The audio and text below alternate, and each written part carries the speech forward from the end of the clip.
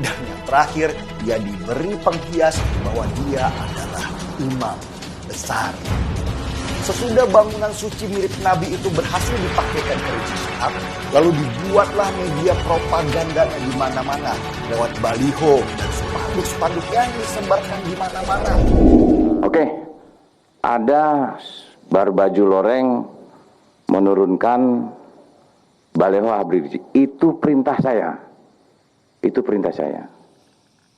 Karena berapa kali Pol PP nurunkan, dinaikkan lagi. Ya.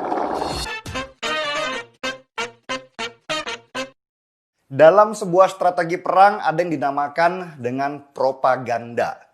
Propaganda adalah pesan yang disampaikan berulang-ulang.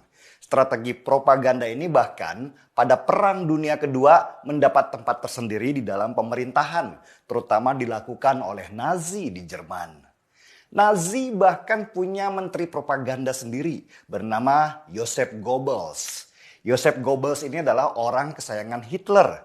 Dialah yang berhasil membangun citra Hitler dari belum menjadi apa-apa sampai menjadi orang yang dieluk-elukan mayoritas warga Jerman pada waktu itu. Strategi Goebbels sebenarnya sederhana tetapi mematikan. Salah satu teorinya yang terkenal adalah sebarkan terus kebohongan berulang-ulang sampai orang akhirnya menganggap itu sebagai sebuah kebenaran. Dan itulah yang dilakukan Goebbels. Dia memainkan narasi bahwa keterpurukan warga Jerman yang mayoritas pribumi adalah karena dikuasainya ekonomi oleh kelompok kecil Yahudi. Goebbels terus mengeksploitasi penderitaan warga Jerman dan menunjuk ras Yahudi sebagai biang dari segala masalah dunia. Warga Jerman yang hidup dalam kemiskinan akhirnya merasa apa yang disampaikan Goebbels lewat informasi-informasi yang disebarkan lewat kelompok bawah tanah adalah sebuah kebenaran. Mereka sedang mencari pembenaran. Kenapa hidup mereka miskin? Dan kemiskinan yang mereka hadapi setiap hari hanya bisa diobati dengan ilusi. Kalau kelak suatu-waktu mereka akan kaya, menguasai negeri, dunia, dan bisa menegakkan kepala. Goebbels sangat paham situasi ini karena mempunyai banyak intelijen yang memasok informasi apa yang diinginkan oleh warga Jerman pada saat itu. Dan semua ilusi warga Jerman yang menderita dan butuh harapan itu diwujudkan Goebbels dalam satu sosok, sang revolusioner, sang pencerah, orang yang akan membawa Jerman menjadi pemimpin dunia, orang yang akan mengangkat mereka dari keterpurukan. Namanya Adolf Hitler. Hitler adalah orang yang cocok sebagai simbol bagi Goebbels. Dia orator ulung, dia ideologis. Kebenciannya pada Yahudi terpupuk oleh pemikiran dalam pengalaman dia sehari-hari yang miskin. Dan Hitler pun menjadi kandidat untuk dibesarkan oleh kelompok pengusaha fasis yang ingin merebut ekonomi dari kelompok Yahudi. Mereka tergabung dalam Partai Sosialis Nasional atau disingkat Nazi, di mana Hitler dijadikan pemimpin mereka. Goebbels kemudian merancang beberapa gambar Hitler dalam posisi yang sudah diatur untuk memainkan persepsi publik. Maka bermunculanlah baliho-baliho Hitler di seluruh Jerman dengan slogan-slogannya yang heroik. Seperti ras Arya adalah ras terbaik di dunia. Sampai narasi kebencian bahwa semua masalah itu karena Yahudi berkuasa. Dihajar setiap hari dengan gambar Hitler dan slogan-slogannya dan dibombardir dengan informasi-informasi bohong yang semakin lama dianggap sebagai sesuatu yang benar. Warga Jerman pun terhipnotis.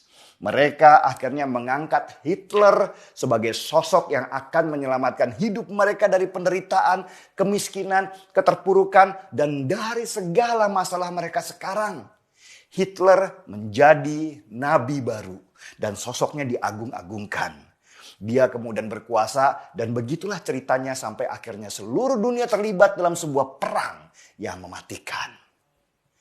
Model yang sama dengan yang dirancang Goebbels di Jerman terjadi di Indonesia. Coba perhatikan saja narasi-narasi yang beredar banyak di media sosial. Kebencian terhadap Cina, bangkitnya PKI, ditindasnya umat muslim di Indonesia yang mayoritas adalah narasi-narasi bohong yang terus disebarkan untuk membangkitkan ketakutan dan membangkitkan kebencian yang nanti akan berujung pada sebuah revolusi besar. Dan untuk sebuah revolusi dibutuhkan sebuah sosok yang mirip Hitler. Seorang orator ulung yang bisa menyihir orang dengan kata-katanya.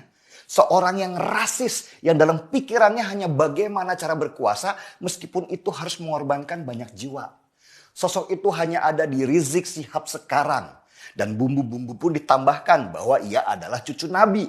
Dan siapapun yang menghina cucu Nabi, ia tidak akan dapat surga karena dibenci Tuhan. Selain cucu Nabi, Rizik juga ulama yang harus diikuti perkataannya meskipun ia banyak salahnya.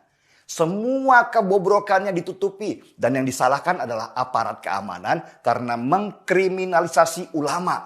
Dan yang terakhir, ia diberi penghias bahwa dia adalah imam besar. Sesudah bangunan suci mirip Nabi itu berhasil dipakaikan ke Rizik Syihab, lalu dibuatlah media propagandanya di mana-mana lewat baliho dan spanduk-spanduk yang disebarkan di mana-mana. Teori Goebbels dipakai, sebarkan kebohongan berulang-ulang sampai dia menjelma menjadi sebuah kebenaran. Dan bahayanya ketika banyak orang benar-benar menganggap bahwa Rizik adalah pahlawan Islam, pengikutnya makin lama makin bertambah. Model pengikutnya pasti mirip dengan model pengikut Hitler pada masanya. Bodoh, miskin, punya masalah, pengangguran, dan mereka yang suka diberikan mimpi-mimpi bahwa kelak Islam akan berjaya. Kalaupun ada yang berpendidikan, biasanya mereka menggunakan barisan itu sebagai kendaraan untuk kepentingan kelompok mereka pribadi. Propaganda Rizik ini benar-benar didanai dan dimainkan oleh kelompok elit politik yang ingin mendapatkan kekuasaan. Itulah kenapa ketika Pangdam Jaya menghancurkan baliho-baliho itu, orang-orang politik itu teriak, Rizik adalah investasi mereka sejak lama. Dan ketika simbol propaganda itu dihancurkan, hancur juga harapan mereka untuk bisa memenangkan pertarungan di pilkada dan pilpres kelak. Model propaganda seperti Rizik ini berbahaya. Dia membangun kebencian-kebencian lewat slogannya, sekaligus menipu masyarakat umum bahwa Islam sekarang sedang ditindas oleh penguasa. Dan kalau tidak dihentikan sekarang atau simbol-simbolnya dihancurkan, maka kelak dia akan menjelma menjadi monster yang bisa mengumpulkan banyak orang bodoh dan melakukan kejahatan besar dengan bungkus agama. Pangdam Jaya sudah melakukan hal yang benar. Dia sudah mematikan api kecil yang kelak dibiarkan akan membuat negara dalam kebakaran besar. Jokowi juga sudah benar dengan membangun ekonomi dan lapangan pekerjaan sebanyak-banyaknya supaya tidak banyak pengangguran yang dimanfaatkan kelompok kecil elit politik yang ingin berkuasa untuk kekayaan mereka dan kroninya. Rizik kalau tidak dihadang sekarang, dia kelak akan menjadi Hitler dalam bentuk lain di negeri ini. Hitler yang berbaju agama dan akan membuat kerusuhan di mana-mana. Cuma memang menghancurkan simbol Rizik nggak mudah. Kalau ia dihabisi dengan cara keras, akan muncul Rizik-Rizik lain yang mungkin akan jauh lebih gila dan satu saat kita akan lebih repot menghadapinya. Mumpung dia belum menjadi besar, mari kita hancurkan simbol-simbol mereka dan tumbuhkan simbol baru tentang keragaman, kebinekaan, dan persatuan atas nama seluruh bangsa Indonesia. Seruput dulu kopinya.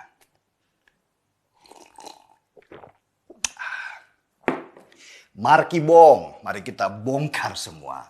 Saya Denny Siregar, kita di acara Timeline.